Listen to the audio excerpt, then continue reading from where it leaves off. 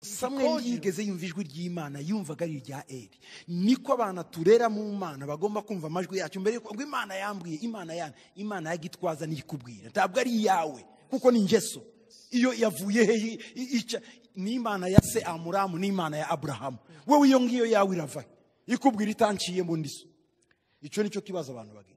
Irembo ni rimwe Imana dushyiriyeho ryo kutwinjiza mu bwami bwayo, niwe Yesu Kristo, umwami n'umukiza bari mu isi yose. Ko ijambo ry'Imana tubwira ko nta rindi zina munsi y'ijuru ry'abantu dukwiriye gukirizwamo. Hari amazina menshi hanze yazanywe n'abanyamadini. Hari izina rya Muhammad, Isilamu irakomeye ku rwego rw'isi. Hari izina rya Branham, Branham murabizi ko inzira ibageza kuri Yesu ni Branham, baca kuri Branham akabageza kuri Yesu, hanyuma Yesu akabageza ku Mana. Hari Ellen G. White, uwo nguwo ni fondateri w'Abadiventisi umunsi wa karindwi. Abadive nabo kugira ngo bagere kuri Yesu neza bagomba guca kuri Ellen G. White. Mu bitabo yanditse niho bifashisha kugira ngo bashe gusobanura ibya Yesu. Hari Bikira Mariya, uwo nawe ni inzira y'Abakatolike bacaho kugira ngo abageze kuri Yesu. Amadini afite ikibazo muri iyi si. Antikristo rero arakoreramo cyane kugira ngo arangaze abantu bibwire ko bajyaga mw'Ijuru ariko bari kujya hehe? Mw'irimbukiro. Uyu munsi ntago hariho papa wakiza Gatolika gusa, ba papa babaye benshi. Abanyamacacizi benshi bagiye bashinga amacaci yabo, bose bamaze kwita ba papa. Nuko batari baguka ngo bagiye ku rwego rw'idini kiza Gatolika igezeho. Niyo mpamvu kiza Gatolika mubona gusoma biriya byatangiye ari iya padiri, ari iya papa, ari iya musenyeri, nta muyoboke wabo wemerewe gufata biranga arayisomo. Ntago wari papa wenyine uyoboye kiza Gatolika, ubwo ba papa babaye benshi. Masasu yarabivuze, nsabazwa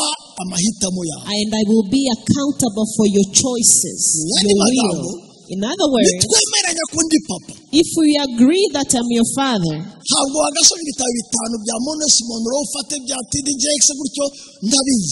you shouldn't be reading books from T.D. Jakes and others without me knowing.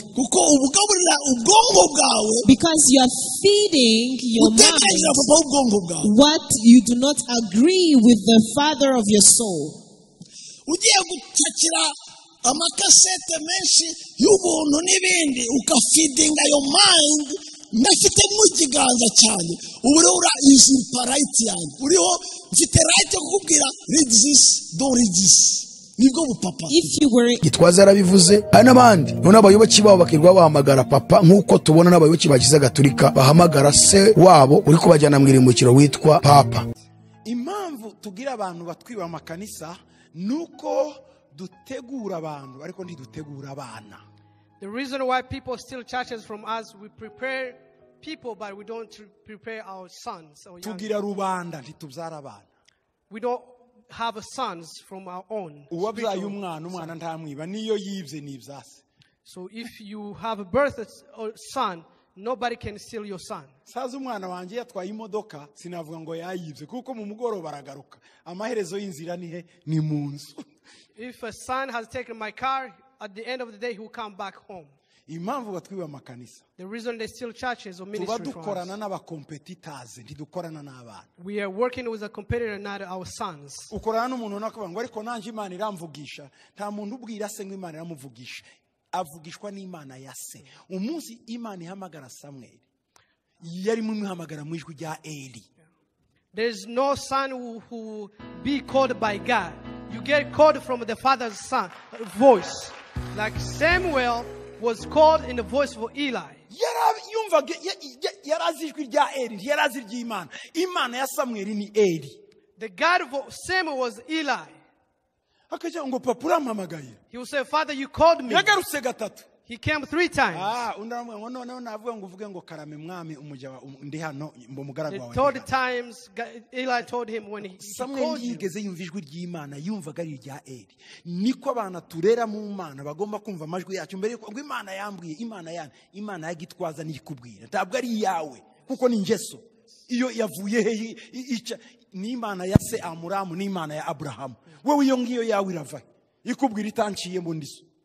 icyo nicyo kibazo abantu bagira. Nibwo twicayemo kuko igitabo cy'ibyahishwe kivuga ubutumwa bwahawe amatorero 7 yari muri Turukiya y'uyu munsi: Simuruna, Perugam, Tuatira, Sarudi, Philadelphia na Laodikiya. Aya matorero ko ari 7 yasobanuraga uruhererekane rw'ibihe itorero rizagenda rinyuramo kuva rivutse muri 33 ku munsi wa Pentekote kugeza uyu munsi, kuzakomeza kugeza Yesu agarutse cyangwa kugeza ku mperuka y'ibihe. Ubuhanuzi bwa Laodikiya gusohora kwabwo ku bakristo bose ku rwego rw'isi ni ukuva mu 1900 ukaza ukagera uyu munsi turimo, ugakomeza ukageza mu gihe Yesu azagarukira. Icyitonderwa rero ni ukuvuga ngo ubuhanuzi bwose bwavuzwe kuri buri torero, ibyo byose nubwo byagiye bibaho ku bakristo mu binyejana, uko byagiye bibaho mu isi, byose noneho byaraje biba urudubi mu itorero rya nyuma rya Laodikiya. Niyo mpamvu iri torero Imana rivugaho ibintu bikomeye: ubukristo bw'akazuyazi, ubupasiteri bw'akazuyazi, ububishopu bw'akazuyazi, ubusenyeri bw'akazuyazi, ubupadiri bw'akazuyazi, ubupapa bw'akazuyazi, ubuhanuzi bw'akazuyazi, abiyita abanyamasengesho b'akazuyazi. Ntimukayobywe n'inyigisho z'uburyo bwinshi bw'inzaduka. Utaramenya inyigisho z'inzaduka ziri muri iyi minsi, ntabwo ushobora kumenya ubutumwa bwiza bw'ubwami bw'Imana ubwari. Kandi utaramenya ubutumwa bwiza bw'ubwami bw'Imana, ntiwamenya inyigisho z'inzaduka ziri muri iki gihe cya none. Imana nayo irangije ibagayeho ibindi 4. Iravuga ngo icyambere uri umutindi wo kubabarirwa, 2 uri umukene, 3 uri impumyi, 4 ndetse wambaye n'ubusa. Nuko Imana iri kubona ubukristo bwo muri iyi minsi imperuka, nuko Imana ibona abayobozi b'amadini muri iki gihe cy'iminsi imperuka turimo. Ndakwinginze mbabara wumva ubutumwa ngiye kuvuga, wumva iki kintu kuko ni ikintu gikomeye cyane. Kiza ubugingo bwawe wumva ubutumwa ngiye kuvuga, wumva ko ubutumwa buvuga. Yaravuze ngo azatujyana muri amazu meza yaduteguriye, nitugerayo tuzahora turiri, nzaba kumwe na Eliya, nzaba kumwe na Abrahamu, tuzahora turimba ushimwe mwami. twongeye kukwifuriza amahoro y'Imana. Nshuti mwene data, wowe ubana natwe ukurikira ubutumwa bwiza butambuka kuri AYALONI TV, shakiro ry'ubutumwa bwiza bw'ubwami bw'Imana. Turasuhuza mwese mubana natwe buri munsi. Amahoro y'Imana bane namwe. Abari mu Rwanda muraho neza, abari Burundi, abari Tanzania, abari muri Kongo, abari Uganda, abari muri Kenya, mwese mubana natwe mu karere kacu, kandi mubasha kumva ururimi rw'Ikinyarwanda. Turabasuhuje, mugira amahoro y'Imana, mukomere cyane kandi Imana ikomeze guhaza kwifuza kwanyu. Turasuhuza diaspora mwese muri ku mugabane w'Uburayi, abari muri USA, muri states zitandukanye, abari muri Asia, mwese turabasuhuje, mugira amahoro y'Imana. Turasuhuza n'abari muri Oceania, mwese Imana ibahe umugisha. Tugarutse mu ijambo ry'Imana mu kiganiro cyitwa ubusesenguzi kuri Bibiliya, aho turi kwiga cyane ijambo ry'Imana kugira ngo turusheho kumenya, dufashwe, ariko kandi tubashe gukura mu birebana n'agakiza. Uko bisanzwe amazina yanjye ni Jalik Ikingeneye, ndi missionary. Imana iri kuduhamagarira kandi tumva duhatwa n'Umwuka Wera kwamamaza ubutumwa bwiza hirya no hino ku isi, no kumenyesha abantu iby'ubwami bw'Imana, ndetse no kubabwira, tubereka iherezo ry'isi turimo, ndetse no kubereka tuzana amakuru yose birimo kubera mu isi, n'uburyo bwinshi Satani n'icyegera cye cyitwa Antikristo bari gukora mu buryo bw'amayoberane kandi ku muvuduko mwinshi, kandi bakorera mu madini, mu bayobozi b'amadini, bakorera mu nzego za politike z'isi, bakorera muri tekinoloji, bakorera mu itangazamakuru, bakorera kuri social medias, bari gukorera mbega muri ibyo bintu tubabwiye, ndetse bakanifashisha n'iterambere rishingiye ku bukungu bw'isi, kuvuga ngo ku muvuduko w'ubukungu bw'isi barimo kwifashisha ahantu. Kandi koko Satani agomba gukora aciye mu buzima bwacu tubamo bwa buri munsi, kugira ngo tubashe kuba twaburira mu bugingo, imyidagaduro, entertainment. Muri entertainment aho ngaho nahari gukoreramo. Nshuti z'Imana, turifuza ko buri muntu wese yakumva ubutumwa bwiza turimo turavuga, kuko mu rukundo rwinshi rw'Imana ntabwo Imana yigeze igenera umuntu kurimbuka. Nta nubwo umuriro Bibiliya ivuga uzatwika abanzi b'Imana wagenewe ikiremwa muntu, kuko ntabwo Imana yigeze irema abantu ngo ibarimbure. Icyakora nibo bazabyihitiramo kurimbuka. Umuriro Imana yawugeneye Satani n'abadayimoni, ariko n'abanga Imana ntibayikorere Bibiliya ivuga ngo bazapfa bose be kwibukwa. Irembo ni rimwe Imana yadushyiriyeho ryo kutwinjiza mu bwami bwayo, niwe Yesu Kristo, umwami n'umukiza bari mu isi yose. Ko ijambo ry'Imana tubwira ko nta rindi zina munsi y'ijuru ry'abantu dukwiriye gukirizwamo. Hari amazina menshi hanze yazanywe n'abanyamadini. Hari izina rya Muhamadi, Isilamu irakomeye ku rwego rw'isi. Hari izina rya Buranamu, Buranamu murabizi ko inzira ibageza kuri Yesu ni Buranamu, baca kuri Buranamu, Buranamu akabageza kuri Yesu, hanyuma Yesu akabageza ku Mana. Hari Ellen G. White, uwo nguwo ni fondateri w'Abadiventisi umunsi wa karindwi. Abadive nabo kugira ngo bagere kuri Yesu neza bagomba guca kuri nde? Kuri Ellen G. White. Mu bitabo yanditse niho bifashisha kugira ngo bashe gusobanura ibya Yesu. Hari Bikira Mariya, uwo nawe ni inzira y'Abakatolike bacaho kugira ngo abageze kuri Yesu. Hari amadini menshi ya Gikristo, aho turi kuvuga amadini ya Gikristo. Abatemwedo Jehova ngira ngo waba muramuzi sinde kubitindamo. Amadini afite ikibazo muri iyi si. Antikristo rero arakoreramo cyane kugira ngo arangaze abantu bibwire ko bajyaga mu ijuru ariko bari kujya hehe? Mw'irimbukiro. Reka dusenge Imana kugira ngo ibane natwe muri iki kiganiro. Ikubwiyo mpamvu Imana iri kuduhata cyane kuvuga ubutumwa bwiza bw'ubwami bw'Imana. Nshuti z'Imana, reka twongere tubabwire, ntabwo twebwe dushaka kwikururira abanzi, kuko umuntu wese ugaragaje ukuri n'ikinyoma kiri mu madini agira abanzi benshi. Ahera ku bayobozi b'ayo madini, agakurikiraho noneho abayoboke b'ayo madini, aho bose baba abanzi b'uwo muntu. Niko Yesu bamugenje.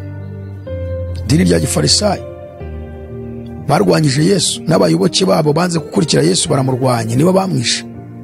Intumwa za Yesu n'Abafarisayo, imyemerere yose y'amategeko ya Mose mu masinagogi nizo nama bahoragamo, niyo mpamvu Yesu yabyitaga ngo ni sinagogi ya Satani. Aya mazu yose muri kubona yubatswe n'abantu ngo ni insengero barimo babeshya. Ubundi aya ni amasinagogi. Bajye bazita amasinagogi ntibakazita insengero, kuko urusengero ni twebwe. Urusengero ni umuntu ku giti cye, ni rw'Imana ibamo. Naho rero ni amasinagogi, uzasanga kenshi bakoreramo amanama yo kugambana, bagambanira abavuga ubutumwa bwiza bw'ubwami bw'Imana. Nabo ubwabo bakagambanira nayo babonye hari ubavuyemo muzima uri kuvuga ukuri kwa nyako, bakamugambanira. Ni amasinagogi, nk'uko Abafarisayo bahoraga mu manama mu masinagogi yabo bari kupanga uburyo bagomba kurwanya ubutumwa bwiza Yesu yavugaga, ndetse nawe byaba ngombwa bakanamwicisha cyangwa bakamufungisha. N'uyu munsi umwuka wa Gifarisayo ni uri mu bayobozi b'amadini. Niyo mpamvu umuntu wese uhagurukiye kuvuga ubutumwa bwiza no kugaragaza ikinyoma cya Satani mu madini agira abanzi batagira ingano. Ubu dufite abanzi benshi. Hari abagambirira kutugira nabi, hari abagambirira kutwica, hari abagambirira ibintu byinshi. None nitwe dukunze kwikururira abanzi, aho tubikunze, ahubwo ni umusaraba wa Kristo. Ni Kristo n'ubutumwa bwiza yasigiye itorero mu isi. Mission yadusigiye. Abanyamadini barayideviye. Iyo rero habonetse ugaragaza misiyo ya Yesu mu isi uko igomba gukorwa, abanyamadini bagira ubwoba, kuko baba barimo kubona ko urimo kubagaragaza ko batigeze bubahiriza, bigatuma abayoboke babo babavaho. Ntabwo ari ugushaka kwikurura abanzi rero, ahubwo iteka ryose umuntu wese uvuga ukuri kwa nyako k'ubutumwa bwiza agira abanzi. Ariko Yesu yaravuze ngo umuntu wese uzatinya kumpamiriza imbere y'abantu, nanjye nzagira ubwoba, nzagira n'isoni zo kumuhamiriza imbere ya Data n'abamarayika bera bo mu ijuru. Aho kugira ngo jyewe ninye abantu, natinya Imana. Aho kugira ngo wange kumpamiriza imbere y'abantu ngo shime, uzarore kunshima Yesu azashima. Reka dusenge kugira ngo Imana yacu yobore iki kiganiro. Nyakubahwa mu byo dukunda, Mwami w'abami, Imana ikomeye, Imana ifite ubutware, Imana ifite ubushobozi, Imana yatangije umurimo mu isi kandi Imana izawusohoza. Imana yatangiye itorero muri iyi si, ikaba yiteguye kuzaryishyira ritagira ikizinga, ritagira umunkanyari mu maso yayo. Turagushimira kuko waduhamagaye kugira ngo twamamaze ubutumwa bwiza ku isi yose. Turagushimira abantu benshi umaze kubohora, benshi bari kumenya ukuri. Turagushimira n'abandi benshi ugiye kubohora kubwo ubutumwa bwiza bagiye kumva. Turasenze ngo ikiganiro ubutumwa bwiza tuvuze tugiye kuvuga, umuntu wese utangiranye natwe ugiye kubwumva, uvugane nawe, fungura amatwi ye kugira ngo abashe kumva icyo uvuga. Dusengeye n'undi uzacyumva mu kindi gihe twaba turiho cyangwa ngo tukiriho, kizahindura ubuzima bwe, kizamubohoreho ingoyi za Satani. Imbaraga z'umwuka wera zizagera ku buzima bwe, kandi ubutumwa bwiza la savobrinisha hotakezenema buzamugeraho nawe mubyazemo umusaruro ukomeye kugira ngo nawe azabashe kubugeza ku bandi. Ngwino ubane natwe, utubabarire ibicumuro, tubabarire gukiranirwa kwacu, tubabarire intege nkeya zose tugira nk'abantu. Mana, kugira ngo tube umuyoboro mwiza ugiye kunyuzamo ibyawe, ciye bugufi kandi ushyirwe hejuru. Ntabwo ikuzo n'icyubahiro mu izina rya Yesu Kristo, amen. Iki kiganiro tugiye gukora ni ikiganiro gikurikirana n'ikindi kiganiro twakoze, twasohoye ejo. Ikiganiro twari turimo turavuga ibirebana n'amazina arindwi Imana yaduhaye, atandukanye n'amazina abayobozi b'amadini bihaye. Ubundi Bibiliya igaragaza icyo bita ministry cyangwa se ministeri ya Yesu yatangije itorero. Ivuga intumwa, abahanuzi, ababwiriza butumwa bwiza, abungeri n'abigisha. Aba ni abantu batanu navuga ngo nibo nkingi za mwamba mu itorero rya Kristo. Akaba ariyo ministeri ya Yesu. Iyo niyo ministeri ya Yesu. Iyo usomye urwandiko Pawulo yandikiye Abefeso igice cya 4 kuva ku murongo wa 11 niho bisanga.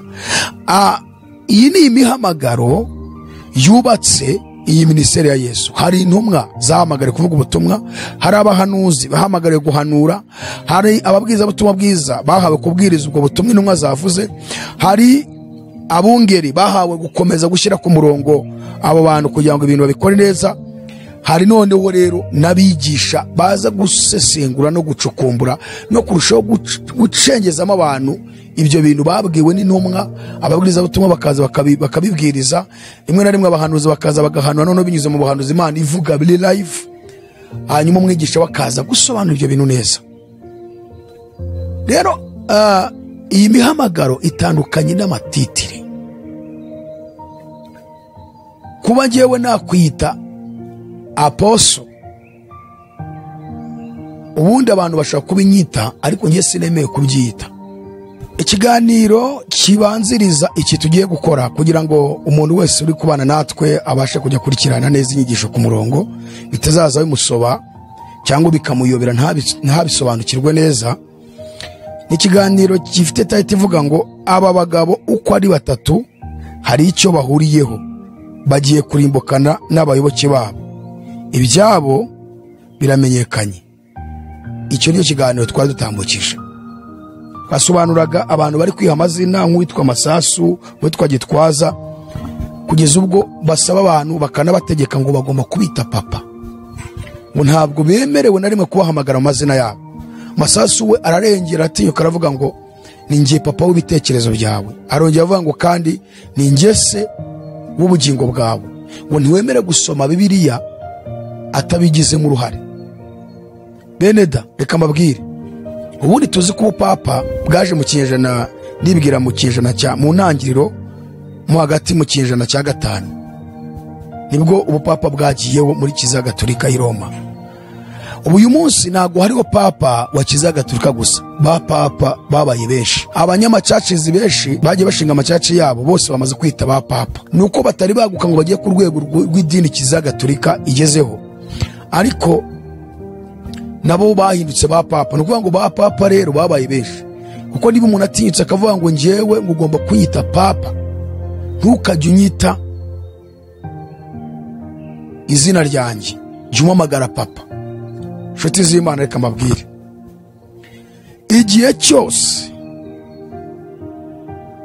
umwana akiri umwana ku babyeyi ataragira igihe cyo kuvuga ngo agiye kubaka urwe rugo, ahora atekerezwa n'ababyeyi. Mu gihe atari yakura ngo agire nawe ibindi yigezaho, ahora atekerezwa n'ababyeyi. Umwana ntabwo yitekerereza. Igihe cyose bishopu wawe, aposo wawe, bishopu, musenyeri, pasiteri ahagaze imbere yawe akavuga ngo jya unyita papa, uzahita umenya neza yuko birangiye, kuko abaye umuyobozi w'ibitekerezo byawe. Azaza gutekerereza. Nicyo gituma muri Eglise Catholique, muri iki kidini mubona cya Kiliziya Gatolika, nta witekerereza, ahubwo batekerezwa kuva kuri padiri kugeza kuri papa.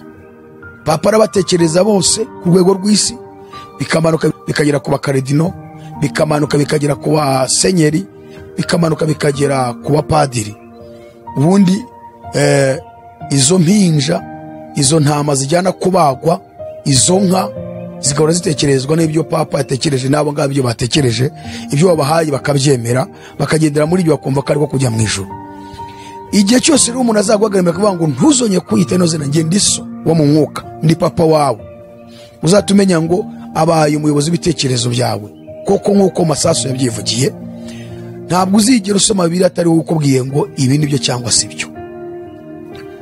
Niyo mpamvu Kiliziya Gatolika mubona gusoma Bibiliya byatangiye ari iya padiri, ari iya papa, ari iya musenyeri, nta muyoboke wabo wemerewe gufata Bibiliya ngo arayisoma. Aho ibintu bimaze kugenda bihindukira ku mateka tuzi twese ya Martin Luther, ukuntu yaje agahindura Bibiliya mu rurimi rw'Ikidage, bikava ikagera mu Cyongereza no mu Gifaransa. Bibiliya imaze kujya mu ndimi zirenga 2000 na ubundi buri muyoboke w'idini wese agakwiye gufata Bibiliya akayisomera ku giti cye, kugira ngo pasiteri atamubeshya, kuko uwo pasiteri kugira ngo agere kuri iyo garade nuko nawe yabanje guca mu nzira urimo. Noneho rero ashobora kuba yifite izindi nyungu atekereza, ashobora kuba afite ibindi binagambiriye ku buzima bwawe cyangwa ku nyungu ze mu buzima bwe. Kugira ngo rero umumenye nuko ugomba gusoma Bibiliya. So rero icyo nshaka kuvuga nuko ba papa ni benshi uyu munsi.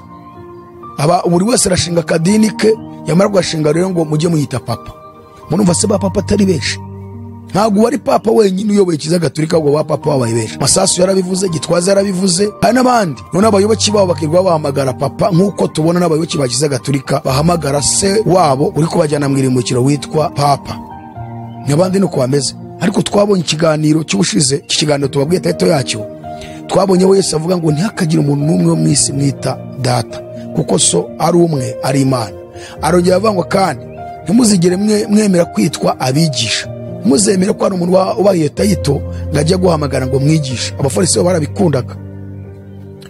Nimuzabyemere, nubwo muri abigisha ngiye bahamagare kwigisha, ariko ntabwo ushaka ko uko kwigisha mu guhindura izina kukabahindukira taito yo kwitwa. Mu by'ukuri muzagara muhamagara ariko aya mazina no. Yesu yarabyanze. Igice cya 23 cya Matayo, ubutumwa bwiza bwanditswe na Matayo 23 here ku murongo wa mbere, ariko ayo magambo ari kuva ku murongo wa 8 kugeza ku murongo wa 11, aho Yesu yasoje avuga ngo uzishyira hejuru azacishwa bugufi, ariko uwicisha bugufi azashyirwa hejuru. Bene data, Imana yasezeranyije itorero ryayo umwuka wera mu kinyejana cya mbere iwusuka ku batubanjirije. Birakomeza uko Kiliziya Gatolika yavukaga i Roma, yari ikomatanyije idini na politike. Konstanta yitangiza, ubu papa bukagera igihe busimbura abakaisari, papa akajya ayobora mu rwego rwa politike ndetse no mu rwego rwa religion.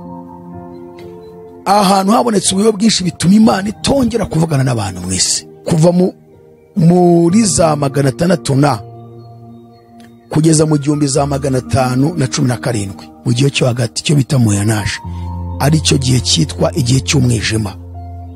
Imana yarababaye, nta muntu ugaragara ko ari kumwe n'Imana, kandi abantu baba mu idini Kiliziya Gatolika. Uyu munsi niko duhagazemo. Ikimukwiye kukimenya nuko igihe duhagazemo ni igihe cy'ubuhanuzi tusanga mu gitabo cy'ibyahishuriwe Yohana igice cya 3 umurongo wa 14 kugeza 22. Ni igihe cy'ubuhanuzi buvuga ku itorero rya Laodikiya, itorero ry'akazuyazi, ubukristo budakonje kandi n'ububiri, haba mu babishopu, mu bapaseri, mu baposo, mu bahanuzi, mu bitwa ngo n'abanyamasengesho, mu bayoboke b'amadini.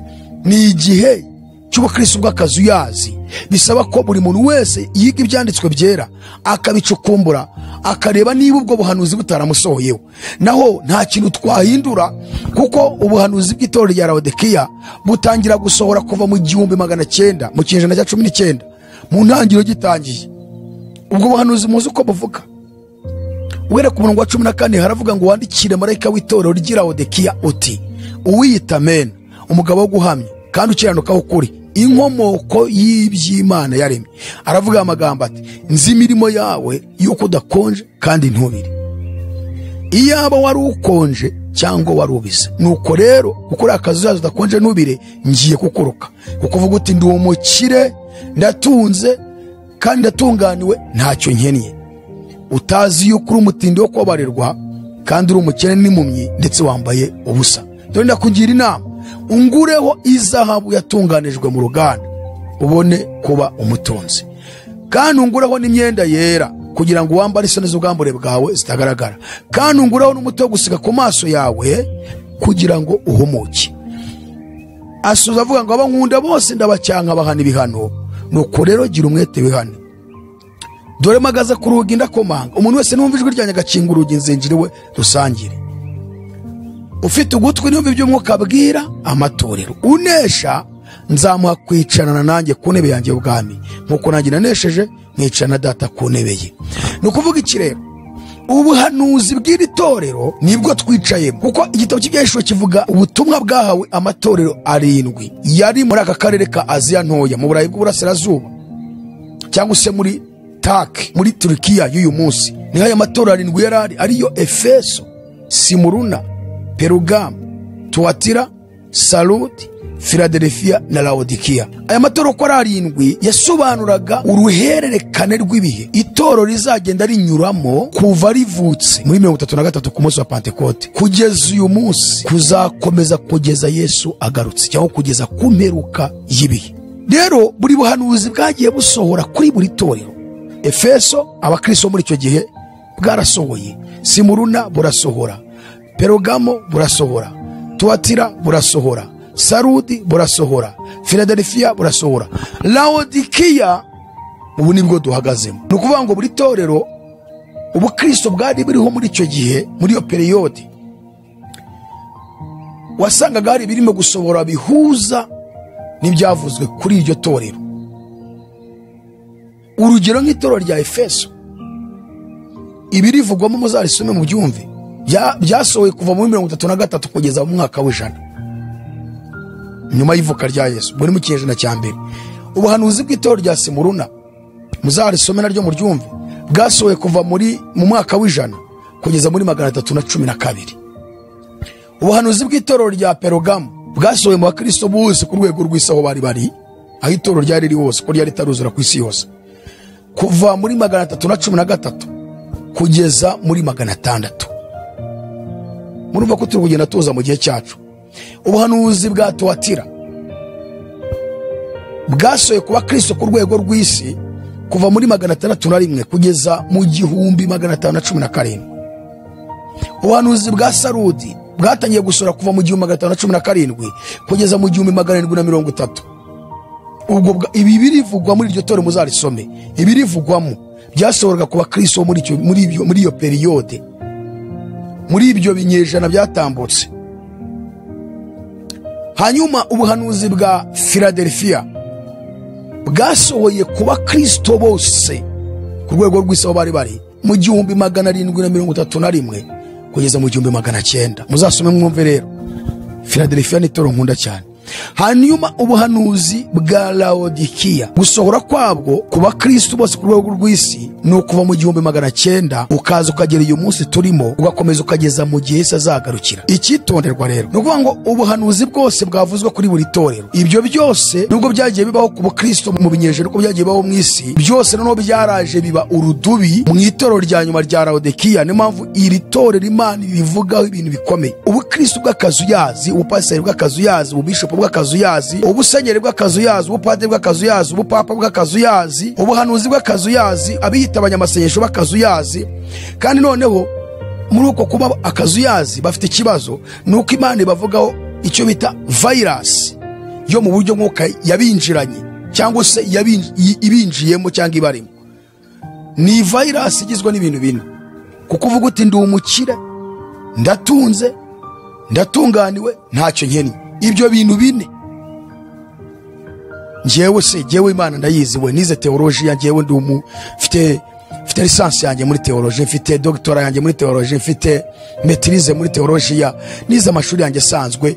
Umuntu wize n'ugomba kuyobora itorero, umuntu yes, iyo ni virus. Kuko uvuga uti ndi umukire, ndatunze, ndatunganiwe, ntacyo nkennye. Imana nayirangije ibagayeho ibindi bine. Iravanga icyambere uri umutindi wo kubabarirwa, kabiri uri umukene, gatatu uri impumyi, kane ndetse wambaye n'ubusa. Nuko Imana iri kubona ubukristo bwo muri iyi minsi imperuka, nuko Imana ibona abayobozi b'amadini muri iki gihe cy'iminsi imperuka turimo, nuko Imana irimo kubibona. Itorero mu isi rya Karabaye irimo gukangura abantu, rikabwiriza ubutumwa bwiza bw'ubwami bw'Imana, abantu bagakizwa, abantu bagahinduka, abantu bakava mu buyobe, abantu bakava mu butindi n'ubupfu bwaho ngaho. Ariko se niko bimeze? Kandi ntacyo wahindura, kuko ni itorero, nicyo gihe duhagazemo nyine cy'ubuhanuzi Imana yavuze, yagaragaza ko ari uko bizaba bimeze. Niyo mpamvu Pawulo mu rwandiko yandikiye Timoteyo rwa mbere ibice 4 umurongo wa mbere yagaragaje ibizaba muri iyo minsi imperuka ku itorero rya Laodikiya.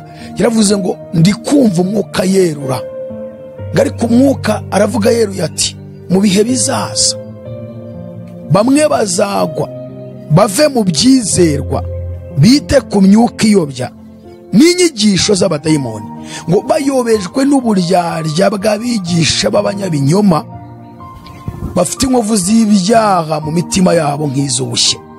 Urumva, waravuze ngo ndi kumva. Pawulo yabivugaga mu kinyejana cya mbere, hasi yo ngiyo muri za 50 na muri za 40 na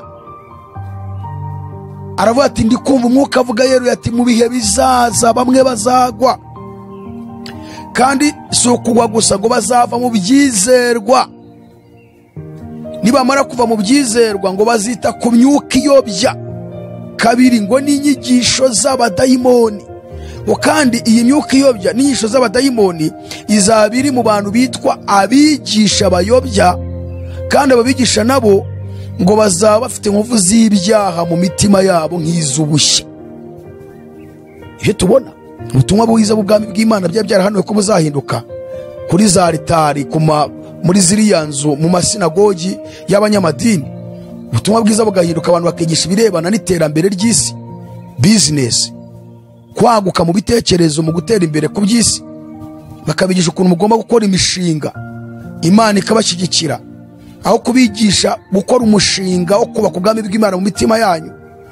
Noneho bakigisha abayoboke babo kubaka no gukora imishinga y'iterambere ry'isi, mu gihe ubuhanuzi yaba ubw'ibyahishuwe, yaba ubwo Yesu yavuze, yaba ubw'abahanuzi bahanuye, bugaragaza ko igihe twicayemo ari igihe cyo musozo w'ibihe, musozo w'isi, ari igihe cy'umugoroba, ari igihe cy'igicuku, ari igihe umuseke ugiye gutambika umwami akagaruka, ari igihe ibibi birushaho kugwira mu isi. Noneho amadini yakomeza kujijisha abantu abigisha iterambere ry'isi, icyo twita prosperity gospel. Inyigisho zishingiye ku burumbuke, gutera imbere, kugubwa neza, amajyambere y'isi. Iyo usomye mu rwandiko rwandikiwe Abaheburayo igice cya 13 umurongo wa 7 kugeza ku murongo wa 10, ndakwinginze mbabara wumva ubutumwa ngiye kuvuga. Wumva iki kintu kuko ni ikintu gikomeye cyane. Kiza ubugingo bwawe wumva ubutumwa ngiye kuvuga, wumva ko ubutumwa buvuga. Yaravuze ngo, uyu mwanditsi, mwibuke ababayoboraga kera bakababwira ijambo ry'Imana, muzirikane iherezo ry'ingeso zabo, mwigane kwizera kwabo. Yesu Kristo uko yari ari ejo n'uyu munsi niko akiri, kandi niko azahoraho iteka ryose. Umurongo wa 9 n'uwa 10 muwumve.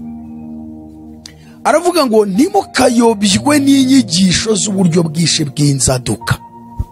Beneda, turashaka kubategura inyigisho irebana n'ikibazo kimaze kuba inshoberamahanga ku bantu bitwa ngo bayobotse Yesu, ariko bayobejwe n'abayobozi b'amadini. Ikintu kibaza ngo ese ubutumwa bwiza bw'ubwami bw'Imana nubuhe? Umva ko birivuze, ntimukayobywe n'inyigisho z'uburyo bwinshi bw'inzaduka. Utaramenya inyigisho z'inzaduka ziri muri iyi minsi, ntabwo ushobora kumenya ubutumwa bwiza bw'ubwami bw'Imana ubwari bwo. Kandi utaramenya ubutumwa bwiza bw'ubwami bw'Imana, ntiwamenya inyigisho z'inzaduka ziri muri iki gihe cya none. Ntimukayobywe n'inyigisho z'uburyo bwinshi bw'inzaduka, kuko ibyiza ari uko umutima wakomezwa n'ubuntu bw'Imana, udakomezwa n'ibyo kurya, kuko abitaye kuri byo bitabagiriye umumaro. Kubera iki aka kajambo uyu mwanditsi akongiyeho? Urumva aravuze ngo ntimukayobywe n'inyigisho z'uburyo bwinshi bw'inzaduka, ariko kugira ngo umenye izo nyigisho z'inzaduka izo arizo, ahise azisobanura muri ubu buryo. Ahise avuga ngo kuko ibyiza nuko umutima w'umuntu wakomezwa n'ubuntu bw'Imana, udakomezwa n'ibyo kurya, ukabitaye ku biryo cyangwa kuri byo bitabagiriye umumaro.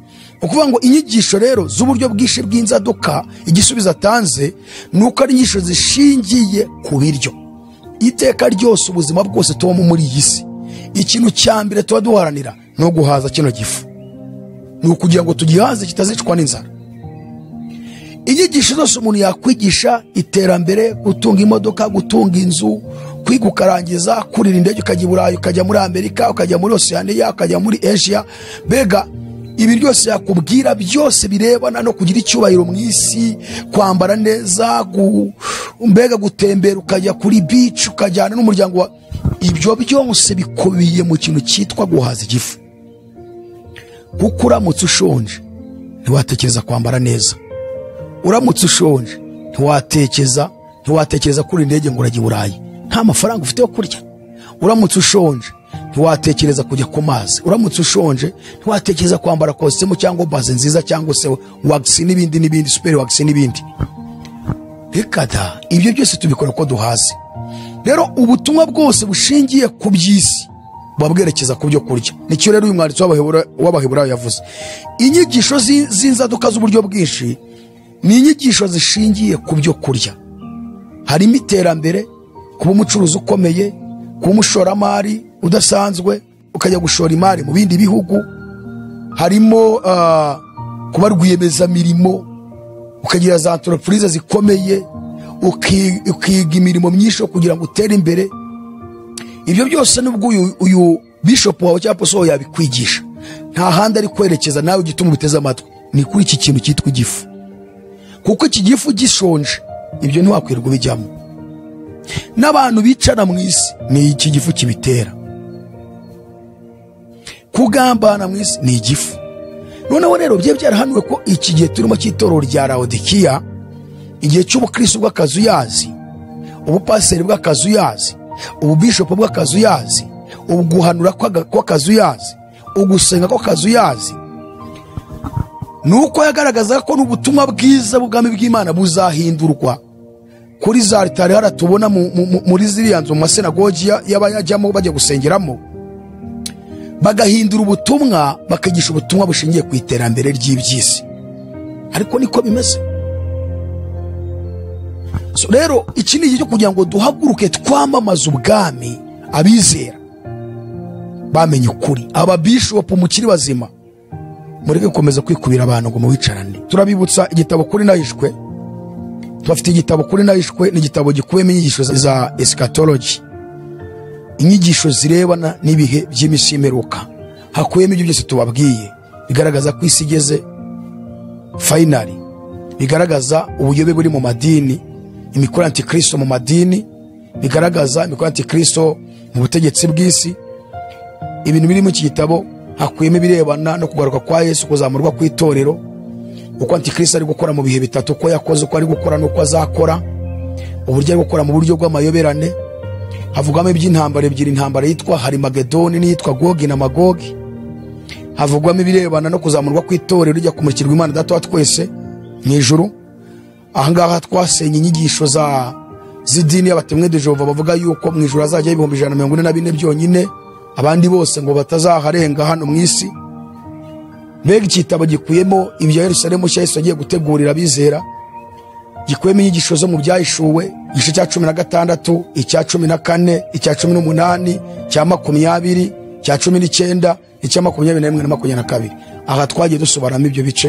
Niba ushaka gusobanukirwa bimwe mu bigize ibyahishuwe wagisoma, hanyuma ugikeneye watubwira. Ahantu hose turacyohereza, mu Burayi, muri Amerika, muri Oceania, muri Aziya, hose kiragenda. Mu bihugu bya Afurika baragitwara, mu Rwanda, mu ntara imodoka zirakijyana, kiyoza ku makure kikagenda, hanyuma mu bindi bihugu iposita y'u Rwanda n'idufasha kiragenda. Rero gikeneye watubwira, igitabo cyakugeraho aho uri hose. Imana ibaha umugisha. Turashaka kugira ngo dusoreze ahangaha ikiganiro, twinjire mu kindi, tugaruke kubirebana na ya mazina 7, dusobanura noneho izina rya kabiri twigishijeho kuri iki kiganiro cya kabiri twababwiye, rirebana no kuba umuntu wese ari umutambyi, no kuba twarasenya amazina y'abantu biyita ba papa, biyita bigisha, twerekana ukuri kw'ijambo ry'Imana ngo abantu ariko bakurikiza, kuko nibadakurikiza ibiri mu ijambo ry'Imana bazarimbuka. So rero twari twigishije kubirebana n'umutambyi, uburyo umukristo wese ari umutambyi, umuntu wese yahamagawe n'Imana ari umutambyi, twerekana biri kubivuga. Twabonye amagambo dusanga mu rwandiko rwa Petero igice cya 2, urwandiko rwa 1 umurongo wa 9, havuga ngo ariko mwebweho muri ubwoko bwatoranijwe, abatambyi b'ubwami, ishyanga ryera, n'abantu Imana yaronse, kugira ngo mwamamaze ishimwe ry'abahamagaye, ikabakura mu mwijima ikabageza mu mucyo wayo witangaza. Aho na hambere Petero abivuze ngo ariko mwebweho muri ubwoko bwatoranijwe, abatambyi b'ubwami. Hanyuma ahandi twabonye ni mu byahishuriwe Yohana igice cya 1 umurongo wa 6, hari ijambo rivuga ngo kandi wabejeshejeho amaraso ye akabahindura abami n'abatambyi b'Imana ye ariyo na se. Ubundi uzasoma ku murongo wa 4 niho babivuga neza, havuga ibintu 7 Yesu yakoze kugira ngo tubashe guhindurwa abantu badasanzwe. Icya 7 rero nuko atubwira ngo yaduhinduye, ntabwo twitwa gusa, ahubwo twahindutse abami n'abatambyi b'Imana ye ariyo na se. Wasoma mu byahishuriwe Yohana igice cya 5 umurongo wa 9 n'uwa 10, hari umurongo uvuga ngo niwo ukwiriye kwera igitabo, kuko watambwe ugacungurira Imana abo mu mahanga yose no mu ndimi zose mu miryango yose no mu moko yose, wacunguje amaraso yawe ukabahindurira Imana yacu kuba abami n'abatambyi kandi bazima mu isi. Aho naho baratweretse ko Yesu kubwo gutambwa kwe, kuba igitambo cy'abari mu isi, byamuteye cyangwa byaduteye guhindurwa abami n'abatambyi. Ahandi tuhabonye ni mu byahishuriwe Yohana igice cya 20 umurongo wa 4 n'uwa 5, havuga ngo mbona intebe z'ubwami, mbona bazicara baga ubucamanza, kandi mbona n'imyuka bacu ibihanga babahora guhamya kwa Yesu, aribo bataramije inyamaswa cyangwa igishushanyo cyayo, kandi batashyizwe ikimenyetso cyayo, barazuka bimana na Kristo. Uwo niwo muzuko wa mbere, abapfuye basigaye ntibazuka imyaka 1000 itarashira. Ufite umugabane wo kuzuka kwa mbere arahirwa kandi n'uwera. Urupfu rwa kabiri ntirubasha kugira icyo rutwara bameze batyo, ahubwo bazaba abatambyi b'Imana na Kristo, kandi bazimana nayo iyo myaka 1000. Ahubwo bazaba abatambyi b'Imana na Kristo kandi bazima iyo myaka 1000. Aha rero twatugusobanura izina rya kabiri, ko twabonye ko izina rya mbere Imana yaduhaye kandi so kwitwa gusa, ahubwo ni nacyo Imana yatugize cyo. Ukuvuga ngo Imana yakugize urusengero rwayo, niryo zina rya mbere, ariko ukanitwa n'urusengero. Ayo niyo mazina Imana itwemerera kwitwa, no kwitwa ba papa, kwitwa ba bishop, kwitwa abigisha, ntabwo Imana ibyemera. Izina Imana itwemerera n'irigendanye n'icyo yaduhamagariye kandi kiduhindura abana b'Imana. Rero Bibiliya twabonye igaragaza ko umuntu we ubwe ari urusengero rw'Imana. Umpamagaye ngo rusengero ntacyo bintwaye, rusengero rw'Imana we nanjye nabiguhamagara.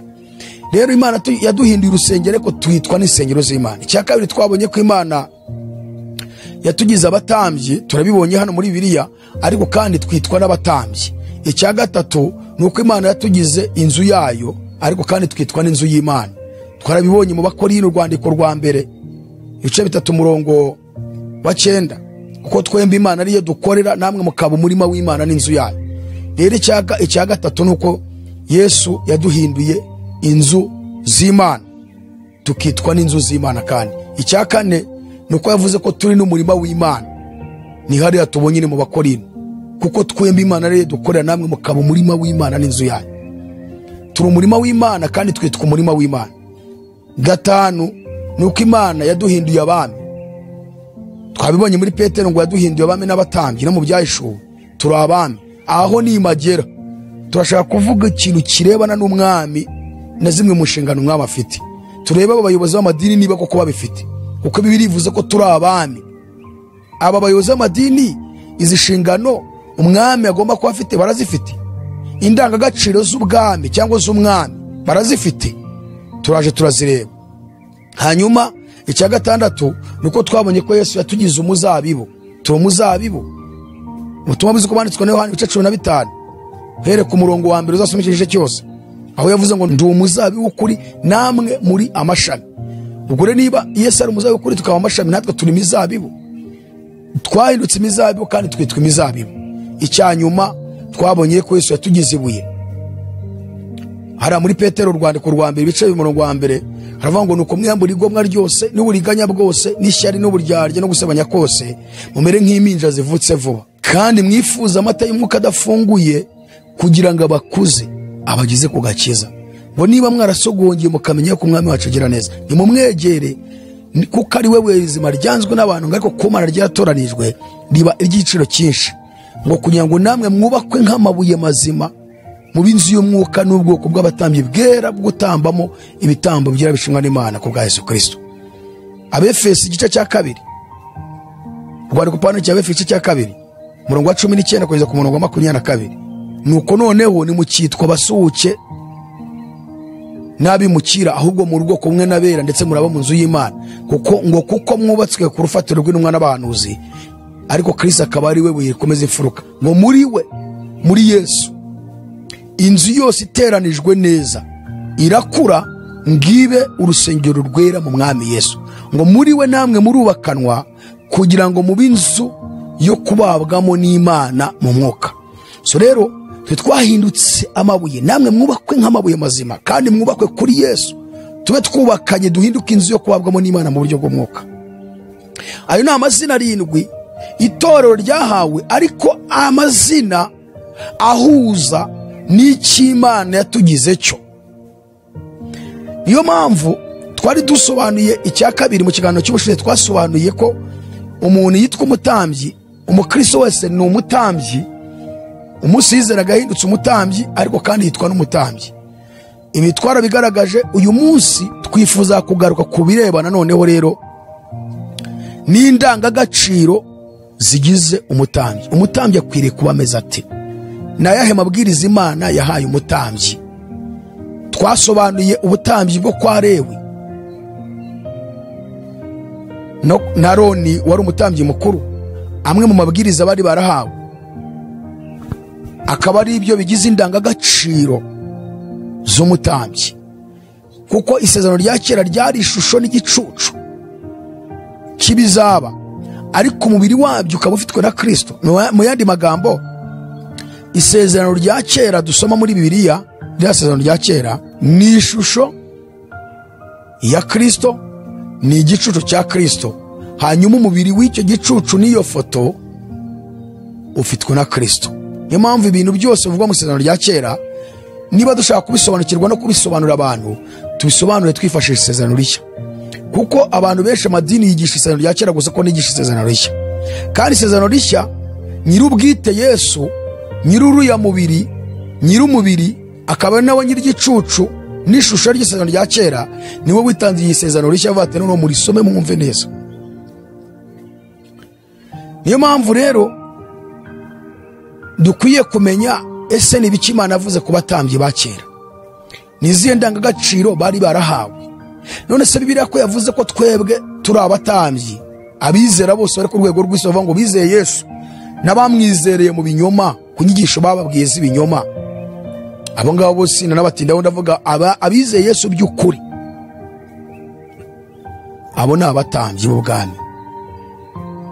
Ni izihe ndangagaciro Imana yabwiye abo mu gihe cya kera mu Balewi kugira ngo dufate izo ndangagaciro tuzizane twebwe muri iki gihe turimo, turebe buryo natwe Imana dusaba kubikurikiza. Nguhaye ikaze rero ku kindi kiganiro kigiye gukurikiraho. Reka dusoreze aha ngaha iki ngiki, hanyuma dusenge tugaruke mu kiganiro cya kabiri. Imana iguhe umugisha. Reka dusenge.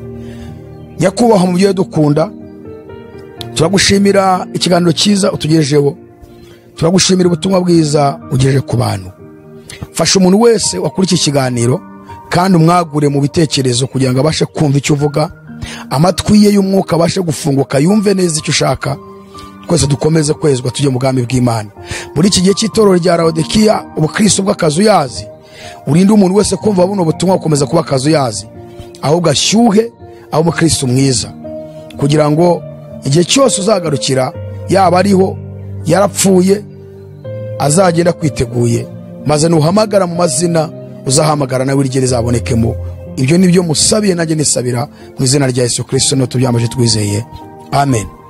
Turabashimiye rero, Imana ibahe umugisha, ukomeze kubana natwe, ukomeze no kugira ibihe byiza. Shalom shalom.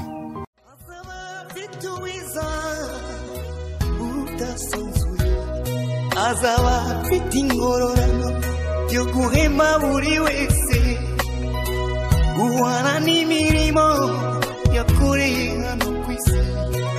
Nawe nshuti yanjye